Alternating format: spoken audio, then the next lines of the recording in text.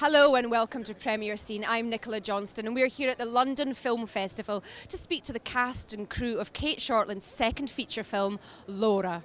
I read the novel, I read it as a manuscript before it was published, and was really moved by the story. And I met Cate when she was actually at Edinburgh with Somersault, Edinburgh Film Festival, and we got chatting, got on well, and I felt, having seen Somersault, I felt that it was the right sort of material for her. I hoped it would be. And she read it and she was really, thankfully, really touched by it as well and said she'd love to do it. So that was a good number of years ago though, so she's been committed to the project from the very, very beginning, really. So how long in total, how many years have you been working on this film? We've been working on it, not constantly, not flat out, but over 8 years it's taken to get it to the screen.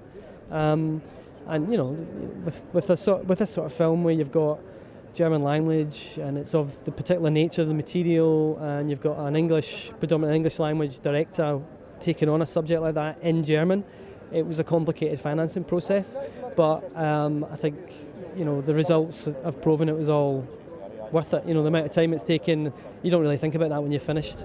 If you've got a good film, you've got a good film, and everybody's just happy to have done it, I think.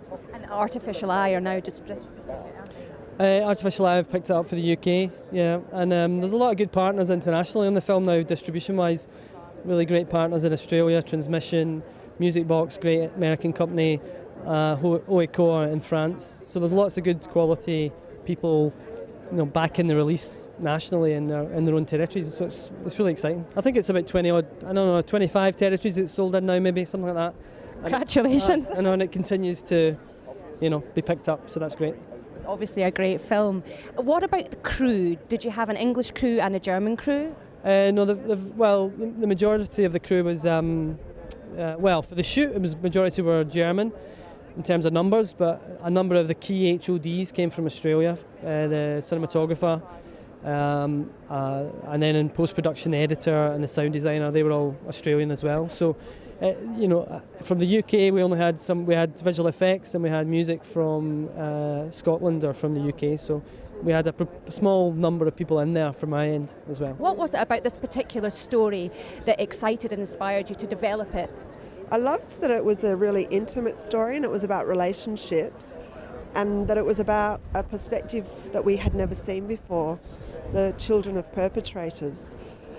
And Rachel Seiffert's novel, The Dark Room, is written in these little fragments, and it was incredibly visual.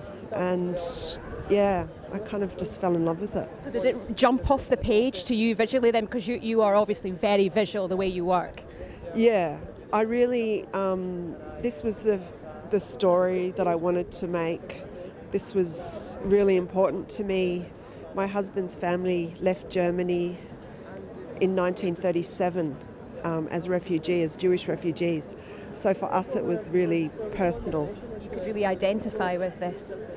I didn't identify with the children of perpetrators, but I could identify with there being massive trauma and massive silences within families, and